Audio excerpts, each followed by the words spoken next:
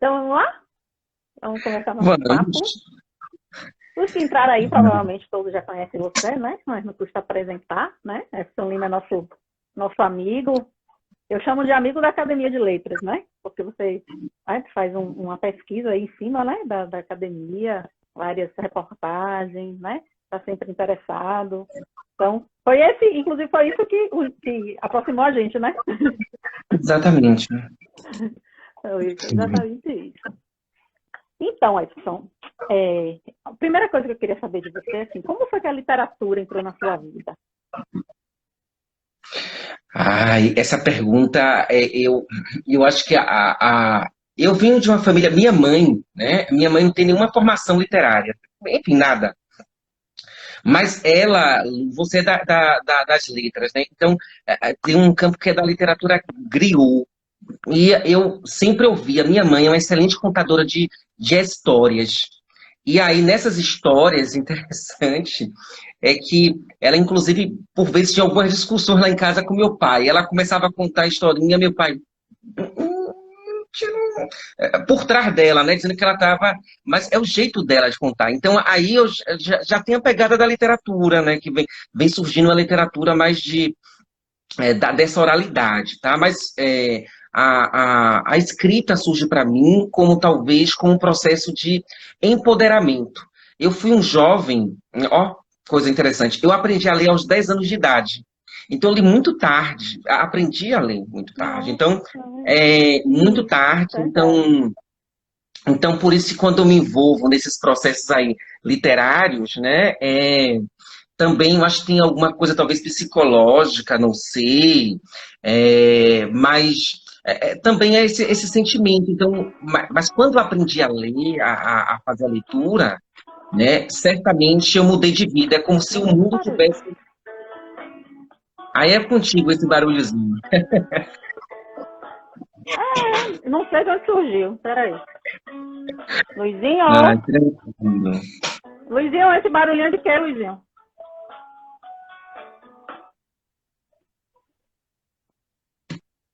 Onde é esse barulho, Luiz? Hoje eu estou usando o Ai, equipamento dele. Ai, esse barulho que veio às vezes agora aqui no iPad? Eu, hein? Tá bom. Hoje eu peguei emprestado o equipamento do meu filho. Que ele usa, né, ai, para ter entendi. aula. Mas silenciei, mas tudo bem. Eu silenciei. É bem Entendi. alta essa notificação. Espero que não tenha outra, viu? Hum, Tranquilo, vamos lá. Vamos lá. Eu adoro essas coisas. Então, conforme eu estava falando para ti e para o nosso auditório aqui presente, isso também é literatura. Então, como eu aprendi a ler tarde, então a leitura, a primeira palavra que eu li foi jarra. Então, aí eu começava a ler, me esforçava. E depois também tem a questão do jornal. Eu fui feirante, né? Eu fui vendedor na feira. Então, o jornal também, antes de eu enrolar o litro de dendê para as pessoas levarem, eu tinha que ler aquele jornal bem velho. Então, na Feira ali do Malhado, para quem aí de Sim. Ilhéus conhece, então na Feira do Malhado eu li esses jornais, então por isso eu tenho uma relação muito próxima com os jornais, né? O Diário de Ilhéus, o Jornal Agora, o Jornal Região. Então, é esse jovem aí, que eu era jovem, agora já não sou mais, então, a literatura entra a partir também dessas crônicas. Aí onde eu começo a ler os textos do professor de Antônio Lopes, aí da Academia de Letras de Ilhéus, Sim. né? Então, os próprios textos do Hélio Pólvora, né, que vão aparecendo. Enfim, então tem essa pegadinha aí, né? É, Agora, a poesia, eu confesso para ti que a poesia não era a minha razão, a minha excelência. Eu fazia e tal, mas quando eu cheguei para estudar no curso de Direito aqui em Salvador, então, aí sim, né, eu começava a escrever. Então, outra consequência também é que eu me tornei responsável por organizar uns livros de literatura aqui na universidade, né? Um projeto chamado Projeto Hum, Conviver. E aí eu começava a ler essas poesias e acabei participando. E depois, na Faculdade de Direito, tinha uma revista chamada Revista Ângulos. foi a primeira e única durante o meu tempo. Foi a 25ª edição. Então, algumas pessoas aqui da Bahia, famosas, publicaram nessa revista. E aí, os estudantes da faculdade se mobilizaram para poder publicar essa revista. E aí eu fiz um textinho pequenininho, poesia, e enviei. E aí eu me lembro a nota desse texto. Tirei nota 6, nota mínima para passar. E aí esse texto foi publicado. Entre tantos outros que foram reprovados, o meu acabou sendo aprovado. Mas nota 6. Mas é interessantíssima essa história. Muito interessante. A leitura, né, através dos jornais, a gente tem ouvido algumas histórias, né, assim, que não nasceu, né, no berço, né, da escrita, mas parece que a escrita lhe escolheu, né? Exatamente. Eu acho que eu tenho essa sensação que a escrita me tornou um privilegiado, né? Me tornou um privilegiado porque eu falo o seguinte, que ao você ler, né, é como se você estivesse descobrindo o mundo, é a possibilidade de você viajar pelo planeta, né, sem sair necessariamente da sua casa. Então, você ingressa, né, você viaja pelo mundo físico, você viaja no tempo, você viaja no percurso histórico da própria humanidade, você viaja na ficção científica, você viaja na ciência. Então, é uma riqueza. Então, por isso que eu fiquei muito encantado também com o seu projeto de mediação, né, de estimular os jovens. Então, quando você falava para mim, eu não tinha apontado, né, minha historinha de vida, mas ali eu estava me vendo, né? Então, meu primeiro livro que eu li de literatura, Lu, foi Capitãs da Areia, né? Então, no ano de 2000, exatamente, no IME, no Instituto Municipal de Ensino aí no IME, o famoso IME aí de Leão. Então, é uma luta mesmo, né? Mas aí tem essa questão da poesia. Aí, a partir daí, eu publico em algumas revistas do Rio de Janeiro, né? Algumas coletâneas, antologias e tal. E a ideia desse livro, eu começo a escrever algumas poesias, mas sem nenhuma pretensão de publicar. Não fazia parte. E aí, Ivan ficou me estimulando. Você precisa publicar, publicar, publicar. E aí, acabou que eu fui em direção a esse livro, mas é interessante que esse livro tem muito a ver, né, com o dia a dia também, com algumas questões, com a questão da existência. Mas dizem que eu sou esperançoso. Esse livro aí. Dizem que eu sou esperançoso, eu sou um poeta da esperança, que eu fico vendendo esperança, né? Vendendo otimismo. Mas eu acho que a vida é isso, né? Então, o que nos leva, enquanto seres humanos, a acordar e dizer, poxa, vai começar mais um dia, é a esperança de viver esse dia. E que seja um dia excelente, gostoso, né? Eu fico, assim, imaginando uma coisa gostosa, assim. Que bom. Você, como eu já falei para você uma vez, você é o rei da gentileza, né? Porque você tem uma delicadeza até para discordar do assunto, né? Você tem muito fraquejo, né? Então, gentileza. Por isso que eu chamei você é o rei da gentileza. Esse livro, Textos Particulares, o que eu percebi nele é que você optou mesmo pelo poema curto, né? Sim. E aí, Lu, por que eu optei pelo poema curto? E aí, interessante, por que eu optei pelo poema curto e um poema também sem regras? Eu brinco que é um poema desregrado. Inclusive tem algumas vírgulas deslocadas, mas justamente essa é a sociedade, né, que nós estamos a vivenciar. Então as pessoas elas querem que você responda em poucas palavras. Você tem a mudança dos jornais, e aí eu sou um leitor do jornal, conforme falava para ti. Então você tem aquele jornal à tarde que eu pegava na minha mão de quase 2 quilos, e agora eu tenho um jornal à tarde com 20 páginas. Eu disse, meu Deus, mas que pobreza é isto! Meu Deus, mas ali tem um custo, né, envolvido, que está caro. As pessoas têm corrido para o mundo da internet, né, e as pessoas também querem notícias curtas. Então você vê, por exemplo, Correio da Bahia passando por isso, você vê, então, os livros também, você vê a própria produção intelectual, as teses deixaram de ser aquelas coisas volumosas. Eu até brinco com as pessoas, eu não me escrevo muita coisa grande porque eu não vou ler.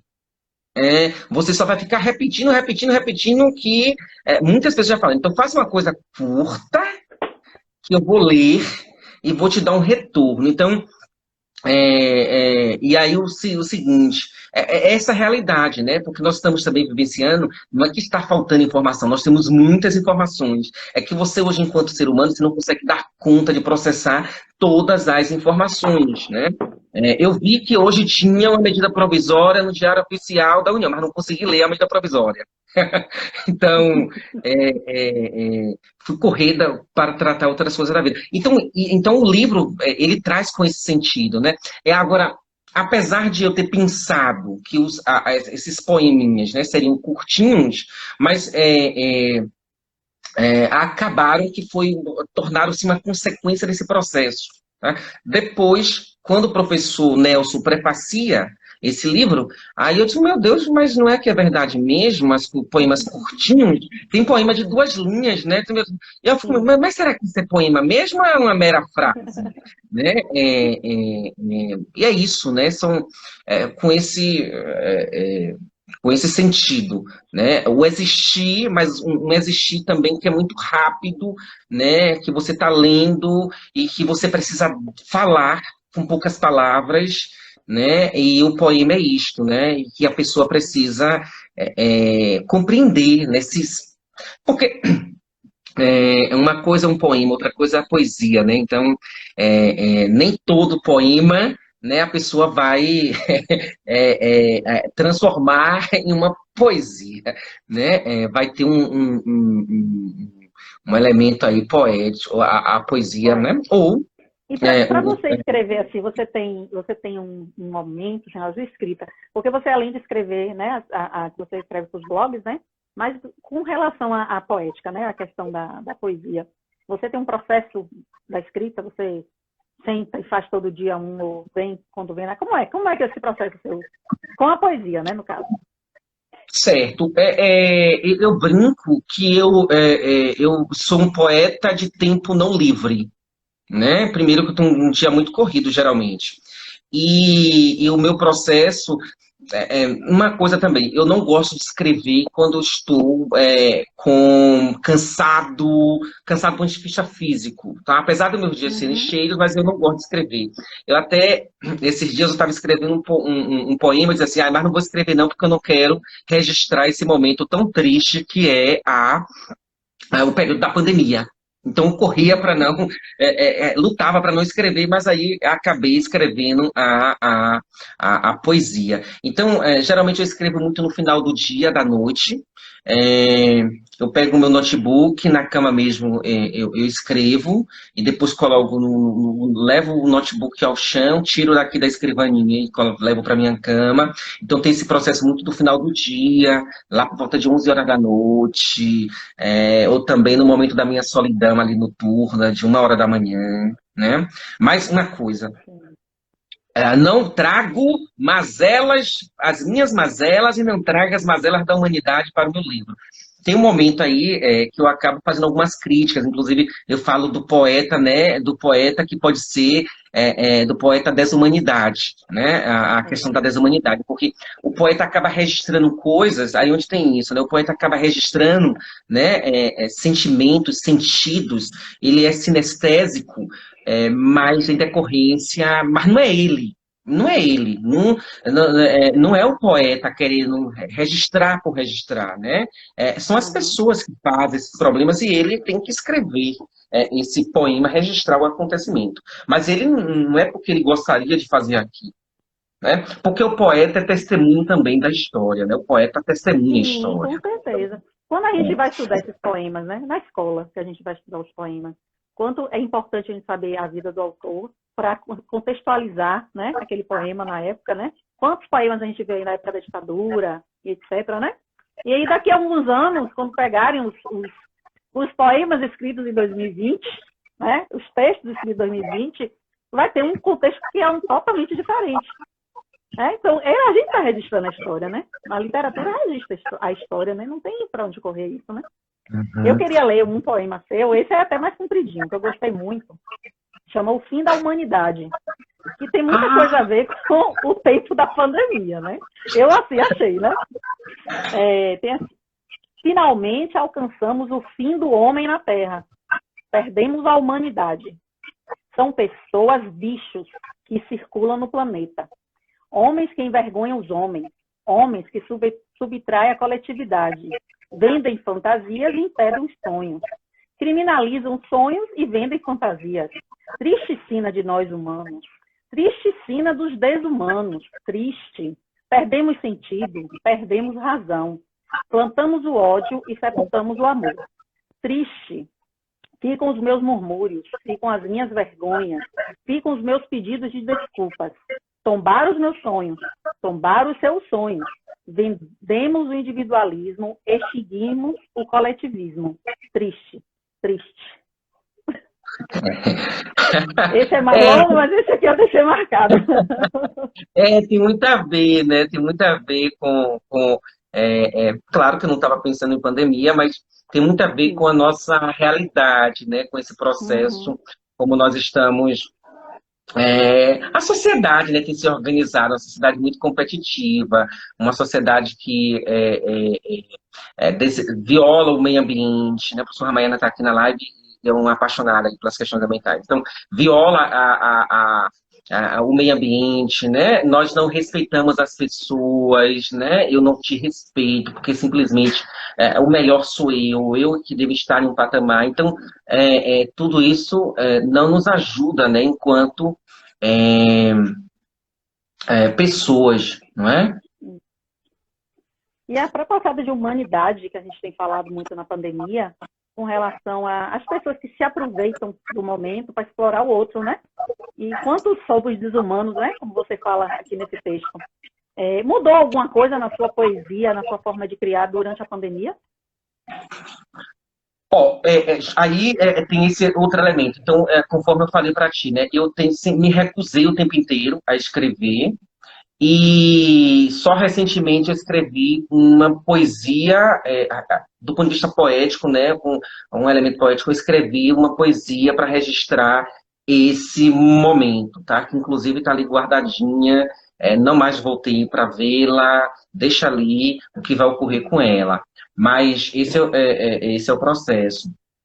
Eu, particularmente, tenho evitado escrever essas questões sobre a pandemia, mas sei que eu serei tocado, né? Sei que mesmo que eu relute, ou melhor, o ato de eu relutar para não escrever, já estou sendo tocado. Então, então mas o futuro dirá, né? O futuro será, assim, responsável se eu voltarei a esse assunto ou não. Eu sempre relutei, viu? Lendo assim, Feito de São Paulo, então eu vi já muito assim, as pessoas vão produzir mais. Um fato curioso, né? Eu tenho observado, não do ponto de vista poético, do ponto de vista da escrita, nos jornais, naqueles espaços de opinião. Eu tenho, de fato, visto algumas pessoas novas escrevendo. Significa que as pessoas, aparentemente, estão com tempo e uma certa disponibilidade para escrever. Então, você tem uma certa variação. É um lugar para nós ali percebermos essa produção. Mas não significa necessariamente que nós estamos produzindo de forma melhor, né? Nós estamos felizes, né? Não significa que talvez o futuro vai dizer. Eu vi também várias produções acadêmicas, a Ricardo está aqui, né? Fabrício, que produziram ali do ponto de vista literário. Eu vi no direito também sendo produzido isso, aqui no meu ambiente mais acadêmico, né? Livros e tal. As pessoas tentando avaliar. Pode ser que, inclusive, na poesia, né, no campo da poética, da escrita. Então, nós tivemos alguns livros sendo publicados, já temos até, tem mais ou menos 15 dias, a revista Muito trazendo essa escrita de alguns escritores aqui do Estado, como Marcos Vinícius, Clarice, enfim. Então, algumas pessoas nesse sentido, mas eu, Efeson, enquanto... eu não vou dizer que eu escritor, né? E também eu prefiro não utilizar a poeta, mas enquanto indivíduo que escreve alguma coisa e tal, eu diria para ti que a pandemia, né, se ela não me leva a escrever, né, de um campo da poesia, porque eu reluto, né? Mas tento dizer para ti que ela não mudou minha vida, mas reconheço, né, indiretamente que ela mudou. Veja que contradição humana, né? Ah, meu É. Deus, mas vamos lá. Ó, essas contradições são típicas de um poeta. Olha só, vou ler os comentáriozinhos aqui, não me perca depois para achar. Ó, tem. Cadê aqui? Ainda fez. Brincou o fundo musical show, pois é. O fundo musical apareceu, não sei nem de onde. Deixa eu ver aqui mais. É...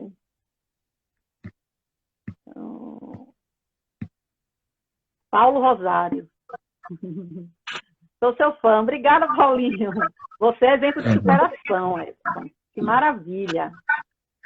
Eu acho que essa frase aí foi de Albine Piau. Obrigada, Albine. E Albine foi minha coordenadora no estado. E hoje eu estou coordenador dela. E aí também, Lu, Olha só. são é interessante, são essas experiências também que nós precisamos dialogar, sabe? Então, que eu tento, por vezes, acabo trazendo para minha escrita, porque na vida, né, nós somos uma verdadeira roda, né? E nós precisamos nos somar para vivermos de forma melhor.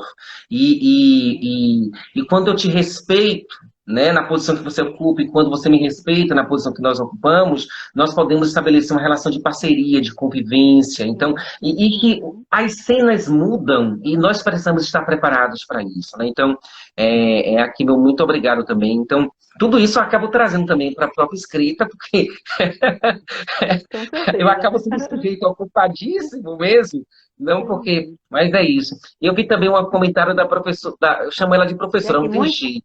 muito interessante, Já. parabéns. Amo Capitães, muito interessante. Aprender a ler com 10 anos e ser fisgado pela arte de escrever. Amei, parabéns. Otimismo sempre. Muito gentil, gentileza gera gentileza. O sorriso dele já transmite gentileza, a Katia falou. Um beijo. Parabéns pela iniciativa, Lu. Parabéns pelo mundo que você vem construindo, a Maria Chau falou. Pois é, a professora. Edna, Professora Edna, Maria né? Chá, sempre eu chamo ela de Maria Chá, de professora, não tem jeito, ela briga comigo. Mas eu também a conheci nesse processo da escrita, sobre a pesquisa da Academia de Letras aí de Ilhéus. Uma pessoa também muito generosa, muito amável, né? E tem um trabalho assim Com certeza. baixíssimo. Trabalhou aí na Editos, trabalha na UEC, no Ricardo Fomenta aí. falou, minha cara esse poema. Um poema, minha cara esse poema. Sucesso, perfeito. Atual e verdadeiro. Atualíssimo. A base de tudo é o respeito. Presente. E ó, presente. Luiz Edson arrasando. Amém. Parabéns por essa vivência com meu professor. Debinha, Pinara. É Um inevitável, beijo! Edson. Edna falou assim, este poema é riquíssimo em figuras de linguagem. Há um elemento a ser considerado. O poeta parece ele mesmo reconhecer-se como repetidor de emoções dantes referendadas. Vocês estão melhorando a humanidade com poesia. Fazendo a nossa parte, né? Todos nós estamos tendo fonte para falarmos sobre a pandemia. Como é modesto esse meu amigo escritor. Eu acho que é Rildo.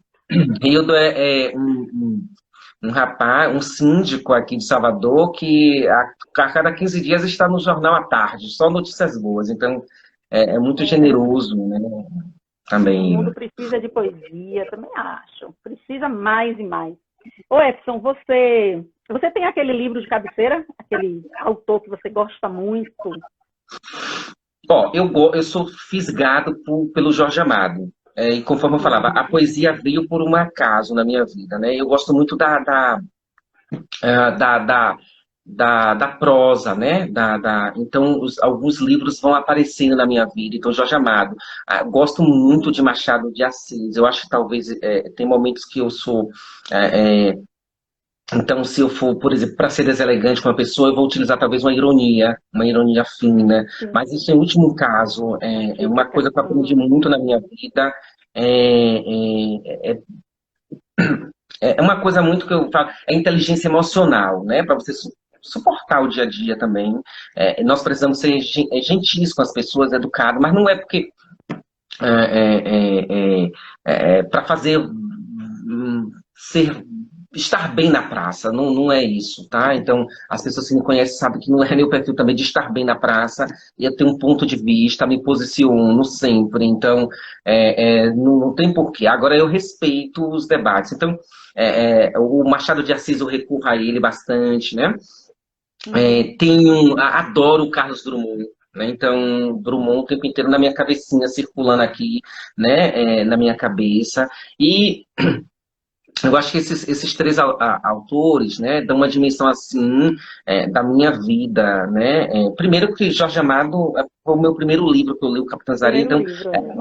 então acabei trazendo, né? Então as obras de Jorge Amado, eu fui sendo aquele leitor, eu não sei se é esse bairrismo, esse regionalismo, né, que acaba me tocando, me trazendo para dentro. Li algumas obras da Clarice Lispector, né? Eu acho a Hora da Estrela, por exemplo, mesmo, eu acho um livro marcante, né? Que eu acho que o psicologismo da obra, né, que nos traz. A E tem uma coisa literatura que que eu usa muito, buscado, né? e tem uma coisa que eu estou buscando estudar, são os escritores regionais aqui da Bahia, né? Então, eu tenho lido os escritores regionais, que eu acho que tem uma, é,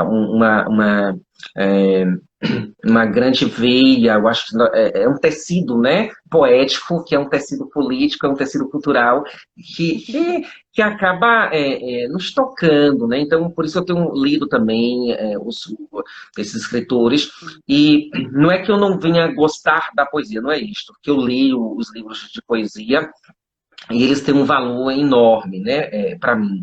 Mas eu gosto da prosa, né? Eu gosto da prosa, eu gosto da construção, eu gosto. E é interessante, porque uma poesia ela é mais rápida, depende dela, né, é mais rápida, da dimensão, então, mas a prosa eu vou brincando com ela, vou lendo, e aí também eu me perco na leitura, me perco, aí eu tenho que voltar para me encontrar. Eu acho que tudo isso é muito, para mim, me enriquece. Toda vez que eu preciso voltar para uma leitura, porque eu me perdi, deixa eu voltar para ver me encontro. E aí eu tenho que voltar mesmo 20 páginas para poder recuperar todo o sentido do texto, né? Eu acho que é isso. Mas leio quase todo mês eu tenho um livro para fazer uma leitura ali com maior acuidade, assim, certo? Porque, enfim, eu acho que ler liberta a alma, ler liberta o ser humano, ler nos eleva enquanto pessoas, né? Ajuda essa convivência humana, tá? Com certeza. Faz a gente crescer enquanto ser humano também. Tem um poema que tem aqui no seu, que é bem curtinho, que na hora que eu li, eu fiz assim, amei, dei risada, assim, lembrando da academia, tá? Lembrando da academia de letras, ó. Aos acadêmicos que estão presentes.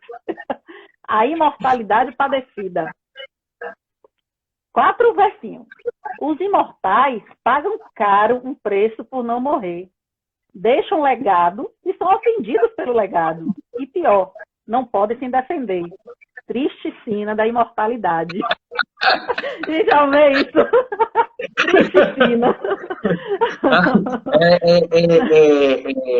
Pois é, esse poema, eu pensei mesmo, né, nessa produção literária das pessoas, né, que se imortalizam aí, né, vão a óbito, falecem, morrem, e nós estamos aqui a ler, a fazer críticas, Jorge Amado, por exemplo, Jorge Amado, a figura. Olha, alguns acusam ele de um certo racismo, mas agora não está aqui para se defender. E aí sempre eu brinco, né? Eu acho que essas pessoas que se imortalizam pela sua produção literária, né? Claro, é um celeiro de críticas positivas, de críticas negativas, mas eu acho que é isso. E aí esse poema vem nesse sentido, né? Então você não está aqui para se defender, mas só que você precisa cumprir a função social, você precisa. Porque o que seríamos de nós se não fossem os escritores, os autores, os pensadores? Nós estaríamos vencendo a sociedade da caverna, nada contra a caverna. Mas faz estarmos na caverna, né, sem esse conhecimento para ser libertador. O conhecimento ele liberta e o conhecimento também aprisiona. Depende de como nós vamos utilizá-lo, como nós vamos mediá-lo, né? Mas, de um modo geral, o conhecimento tende a libertar-nos, né, de uma situação, de um de um processo bastante perverso, né? De uma certa escuridão, né? Então nós precisamos vir para a clareira, precisamos vir para a leveza da alma. E eu acho que os poetas cumprem com essa função, né? As pessoas estão amarguradas, e aí por vezes também, Lu, eu fico me perguntando, meu Deus, mas que injustiça, as pessoas estão amarguradas, aí correm a poesia. As pessoas estão amarguradas, aí correm a música. Mas que bom que as artes cumprem com essa função, né? Bom, Também. com E certeza. por vezes as pessoas também amarguradas correm para escrever. Que bom! Veja que nós recorremos à arte, né? Ou às artes, para dar nossa dimensão da vida, da nossa existência, né? Então, O que seria de nós nesse período de pandemia, se não existissem, né? Essas artes todas, né? Seriam de nós. Que foi isso. Acho que é isso que está sustentando, né? A gente aí, nesse confinamento, né? Nesse momento. Se fosse a arte, a gente estaria já louco. Muito pois louco. é, pois é. Então, você também, que é um projeto lindíssimo, você coordena o projeto Bardos, né? De poesia, que é por região, não é isso? Aí eu queria que você falasse para as pessoas que não conhecem, né, que ele tem um movimento. E desse Bardos nasceram outras coisas, né? E a gente está fazendo a coisa. E aí, eu vou aproveitar para falar umas ideias que nós temos, viu? Em relação. O Bar dos Baianos é liderado por Ivan, né, da editora Cogito, aqui em Salvador. É uma editora pequena, minúscula, mas é uma editora que tem publicado algumas pessoas, né? Algumas pessoas recorrem, tem alguns, Marlon já publicou, tem alguns teóricos aqui de Salvador que têm publicado nessa editora. É pequena, tendo em vista porque não está aí no mercado nacional, enfim. A ideia do Bardos é para publicar as pessoas por território de identidade na Bahia. Então, nós teremos mais de 1.500 poetas publicados a ideia. Cada território vai ter essa coletânea, né, de 50 poetas. E é bacana, Lu, no caso da Bardos Litoral Sul, eu comento com o Ivan e comentando aqui agora contigo e com as demais pessoas, é como se eu estivesse voltando para o sul da Bahia também, que é minha terra, é meu lugar de origem. Eu nasci em Itapé, alguém falava isso. É professor de Itapé, é verdade. Eu nasci em Itapé, né? Então, aos 11 anos de idade, fui morar em Ilhéus. E é como se eu estivesse voltando para minha terra. É uma forma também de eu estar, né? Todo e qualquer indivíduo, mesmo que, a não ser que ele seja ingrato, né? Eu não posso ser ingrato com minhas terras, né? Eu tenho duas terras assim que eu amo, que é Itapé e Ilhéus. Claro que eu não tenho muita mais, tem muito tempo, né? Que eu não tenho estado assim envolvido com Itapé, mas Ilhéus eu vou mais, né? Então eu vou todo ano, eu vou visitar minha mãe, meu pai. Então o projeto Bar dos Baianos, né, possibilitou essa minha aproximação também, né? Meu retorno. Como eu já estava tentando pesquisar sobre a Academia de Letras, né, eu tenho uma ideia em relação à Academia de Letras como talvez o primeiro embrião intelectual do sul da Bahia, entendeu? Antes da UESC, antes da Faculdade de Direito da UESC, inclusive, aí eu tento pesquisar, né, sobre isso. E algumas dessas pessoas que estiveram lá têm uma relação com a Faculdade de Direito da UFBA aqui, né? Então você pega a Sônia Nazaré, que não fundou, mas você tem algumas outras pessoas, então tem toda uma relação. Então eu, de algum modo, eu estava voltando, né, pesquisando mais, e aí teve essa ideia do Bar dos Baianos. Como envolvia um valor financeiro, né, para que as pessoas pudessem participar, eu, sinceramente, entrei na crise existencial. Tá? Eu não gosto muito, toda vez se envolve de finanças.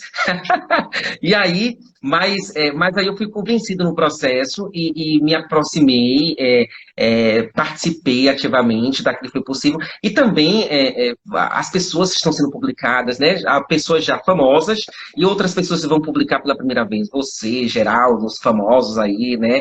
Valmir, que já tem obra publicada, Ricardo, que já tem livro publicado, enfim, tem Sérgio, Aurora, enfim, tem muita gente boa, né, que já publicou, e tem muita gente boa que ainda não tinha publicado, porque, Sim. inclusive, eu acho que é o professor Ramayana que falou, olha, eu ainda não tenho um livro publicado. E aí eu entrei, foi aqui na sua live, viu, que ele falou. Eu fico, Sim. Sim. sua live vai provocando algumas reflexões, viu, Lu? À medida que nós vamos Ah, participando. E aí, aí você fica se questionando, mas de fato o escritor é aquele que publica ou aquele que escreve, né, aqueles livros lá no seu caderninho, no seu computador, né? E nós precisamos debater, e hoje também você tem as próprias plataformas virtuais, o Facebook, o Instagram, a ideia da mesa, né, do festival. E aí do Bar dos Baianos, né, esse grupo maravilhoso, essa organicidade, então nós estamos aí agora tentando criar esse festival, que é um projeto coletivo nosso, né, para o sul da Bahia, do sul da Bahia. Então todo mundo envolvendo ali, dando palpite, construindo, de um jeito muda, Sofia hoje tentando construir a arte, é um fazer coletivo, onde todo mundo tem a mesma importância, onde todo mundo decide, né? Então, eu acho que isso também é efetivar essa prática, né? Então, eu acho que também é uma forma de nós aprendermos, né? Uma forma também de nós nos colocarmos na condição de aluno e aprendizes da vida, né? Porque todos nós estamos a aprender com essa vida. Então, quando as pessoas participam, quando as pessoas se envolvem, né? Se somam, e aí eu acho que nós estamos fazendo esse processo bacana de mediação cultural, nós estamos estimulando, nós estamos estimulando sonhos, né? Tem muitos jovens, tem várias mulheres, né? Então, tem pessoas trans aí, tem povos de terreiros envolvidos, pais, né, pais de santo, mães de santo. Então, veja que uma eu acho que diversidade, né? essa É o diversidade, caldeirão e da essa diversidade. o caldeirão da diversidade. E é bacana porque essa diversidade, em nenhum momento, seja lá no bardo, seja no próprio, na organização do festival, essa diversidade não é problema para nós. Então, hoje, quando Magnus fala assim, eu sou bastante perfeccionista, o professor Ramayana entra em Sim. ação e diz, Magnus, por favor, participe, aqui tem que construir. Isso que é bacana, eu fiquei toda arrepiadinho agora. Então, isso que é bacana, né? Isso que nos eleva, entendeu? Porque as pessoas precisam colocar seus pontos de vista, construir, né? É o grande desafio da democracia também, tá, Lu? É conviver com essas diferenças, né? É Sim, é um conviver, exercício, né? É. é um Então, a exercício. gente falando aí, né, da nossa organização, a gente já pode aí adiantar assim rapidinho, assim, né, para o pessoal que está aí, que vem coisa boa por aí, né? Está chegando o nosso festival. Fale rapidamente, assim, não precisa falar muita coisa, fale rapidamente, só para o pessoal ficar curioso, quem não está no grupo da gente, Pois né? é, gente. Hoje amanhecemos o dia com o nome desse grupo que está organizando, né? Então, é o Coletivo FISBA, que está organizando, que é a ideia de um festival literário Sul Bahia, né? E a ideia nós fazemos aí na primavera, ali por volta do dia 24, 25 e 26, quinta, sexta e sábado. Nos próximos dias vai estar nas redes, né? Nós temos umas mesas aí literárias potentes, trazendo essa literatura regional, mas também mesclando com a literatura nacional, fazendo homenagens a Clarice, fazendo a João Cabral de Melo Neto, tentando trazer os jovens também da literatura, que inclusive estão fora do sul da Bahia, mas também envolvendo os poetas e as poetas aí da região, os escritores aí da região.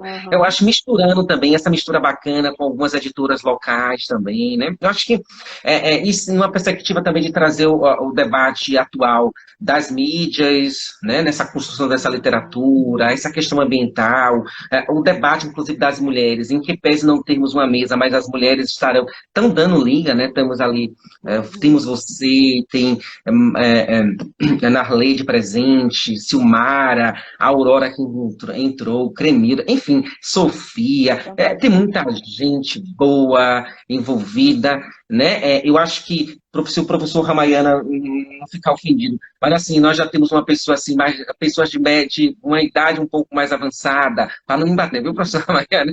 Mais E outros jovens, experientes. foi mais Tem os mais experientes, né? experientes e os menos experientes. Os mais experientes. E eu acho que essa riqueza, né? E aí, a ideia da renovação, a primavera literária, né, um contexto da transformação, né, o próprio fenômeno da pandemia, né, é, que tem interferido e está interferindo aí em nós e vai interferir, né? Hoje mais cedo pela manhã eu falava, olha, é como se nós estivéssemos vivenciando várias bombas estivessem caindo nas nossas cabeças, a pandemia, e nós precisamos fazer essa travessia, né? E essa travessia não é só física, né? É uma travessia também espiritual, é uma travessia também emotiva, que nós precisamos fazer. E nós precisamos estar fortes para fazer essa travessia, em que pese milhares de pessoas morrendo, enfim, no planeta, né? Mas, ao lado das guerras que mudam o rumo da história, ao lado das revoluções que mudam os rumos da história, também haviam as pandemias, como a peste negra, infelizmente batizaram como peste negra, viu? Na história, mas ou a famosa gripe espanhola, que não era espanhola, está mais com cara da gripe americana, em 1917, que mudaram o rumo da história. Assim, nós temos essa pandemia que está mudando, né? Provocando as mudanças nas artes, as rupturas, e promovendo essas reflexões. Eu espero, né, que, de algum modo, né, não que o sofrimento seja positivo, mas que nós, lá na frente, possamos fazer uma reflexão e nós possamos ser melhores, né? A Ramayana está respondendo a você aí, ó.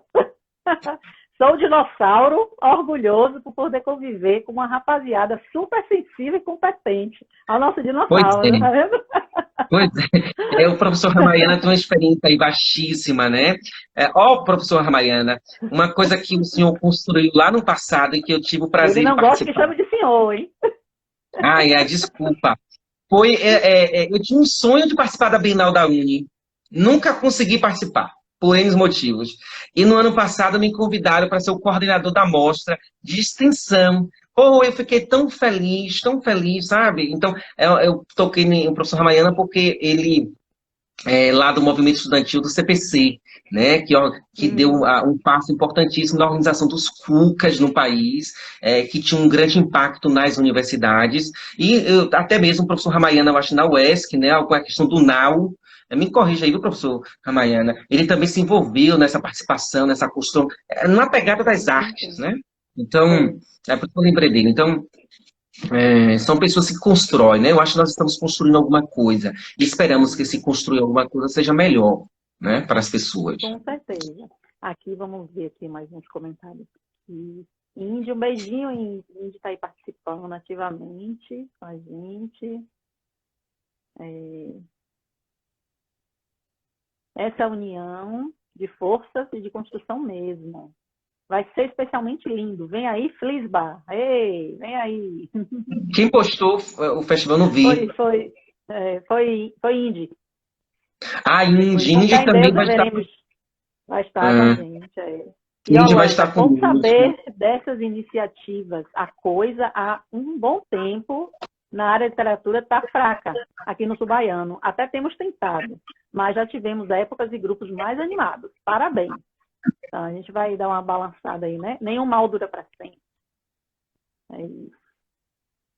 Pois é, então, nenhum mal. O professor Ramayana fala aquilo que ele foi um dos criadores do NAU, né? Pois é, que era um movimento muito... Aí tem algumas coisas também, né, que eu sabia da existência, mas eu acabava não me envolvendo, porque como eu sempre morei, como eu tenho uma origem popular, né, então eu morava na Ilhas, morava no Alto do Coqueiro, e depois fui morar no Basília em 99. Então, tinha toda uma dificuldade de acesso. Então, eu não nasci num ambiente de acesso, né? Então, foi muita luta para estar, né? Para dialogar. Você é um exemplo, né? Você é um exemplo. A gente... E isso inclusive, assim, um ponto que nós, professores, que a gente precisa ver bastante, porque a gente trabalha com os alunos de escola pública, que são os alunos de periferia, de bairro, né? E muitas vezes a gente tem aquela ideia assim, mas não vai ser ninguém. Sabe? Porque eles não querem estudar. O quanto a gente precisa animar esses alunos, o quanto a gente pode fazer diferença, né, com esses alunos, inclusive através da leitura, né, que é muito importante. Então, mostra, você é o exemplo, assim, né, que a gente precisa acreditar. Né? E você superou tudo. Precisamos acreditar, Lu. Eu acho que cada professor é uma semente viva da esperança, né? Eu acho que tá difícil, tá complicado, mas nós precisamos semear essa esperança. Então, eu acho que é bater um papo, conversar, que é difícil, né, para os professores fazerem isso, mas eu, por exemplo, em sala de aula, né, claro que eu estou na questão universitária, mas eu não chego numa sala de aula sem perguntar aos meus alunos e às minhas alunas se eles não estão bem. Não inicio uma aula se eles não estão bem. Eles precisam dizer para mim que eles estão bem. E se não estão bem, me dirijo para eles ou para ela e vou perguntar o que está correndo e tal. Porque eu acho que nós precisamos estar mais próximo das pessoas. As pessoas não são um objeto.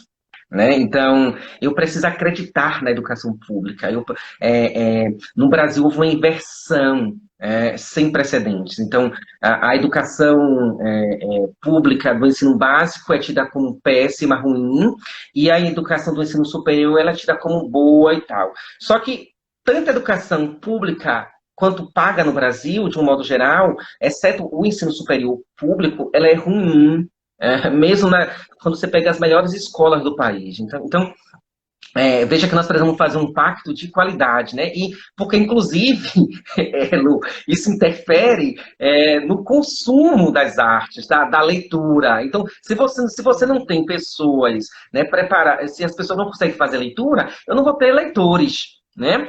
Se eu não consigo ter pessoas sensíveis para as artes, nós não vamos ter pessoas que vão apreciar os quadros, que não vão assistir programas que vão falar de artes. E aí você vai ver os teatros vazios, nós vamos ter o circo vazio. O circo praticamente está em extinção no Brasil. Quem quer ser palhaço? As pessoas têm vergonha de dizer que são palhaças no dia a dia, porque hoje o palhaço é uma profissão em extinção, uma profissão... Então, as artes, né, correm esse risco. E nós precisamos estimular. Então, nós precisamos formar leitores, nós precisamos formar apreciadores de artes. Então, quando eu vejo você levando, vejo não, né? Quando você conta, narra para nós, olha, Efson, fizemos um trabalho de mediação aqui na Academia de Letras. Pois é, quantos jovens entendem aquele espaço extremamente elitista, elitizado? Justiça pode ser feita nas avaliações, mas eu acho que nós precisamos nos aproximar, né? Infelizmente, né?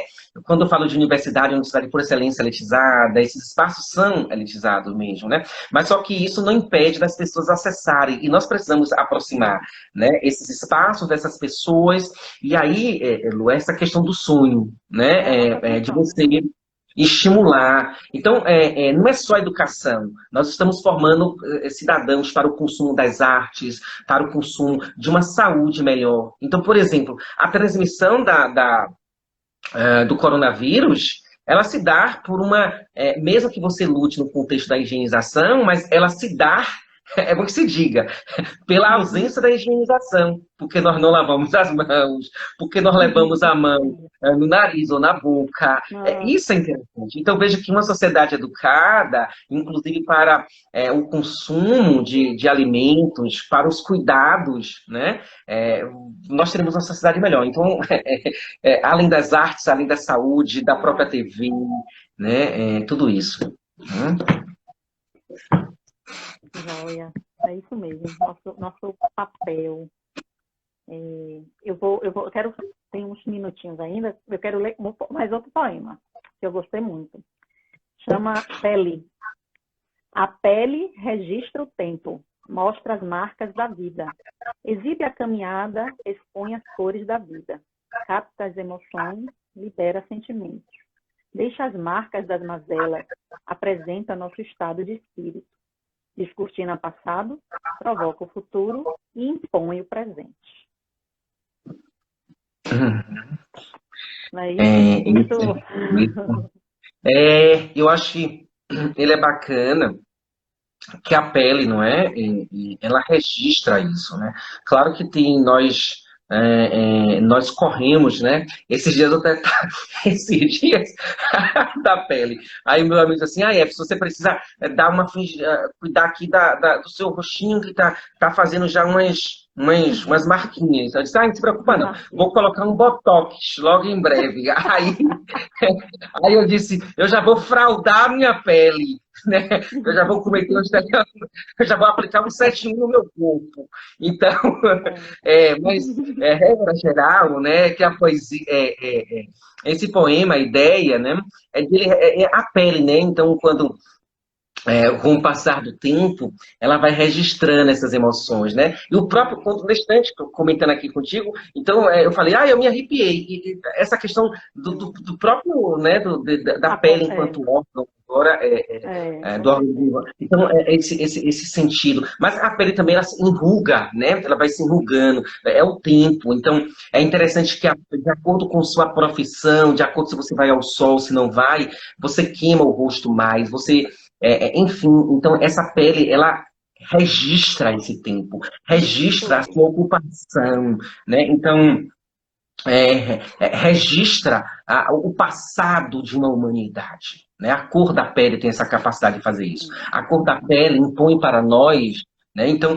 aí está, entendeu? Impõe para nós esse presente, um presente também, ora oportuno, ora desafiador, ora acalentador, né? Mas um presente também com desafios que nós precisamos superar, né? Então, eu acho que é isso. Olha, o pessoal tá adorando aqui, ó. Se você é um arraso, sou fã.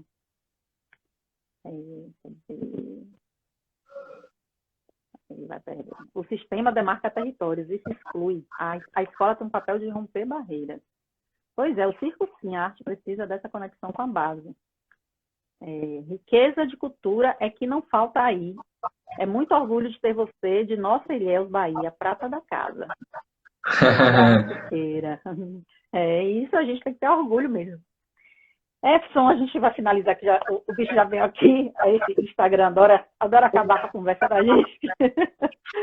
Mas eu assim, adorei a nossa conversa, nosso papo, né? Aliás, a gente ficava horas aqui, né? Ficava horas puxando conversa.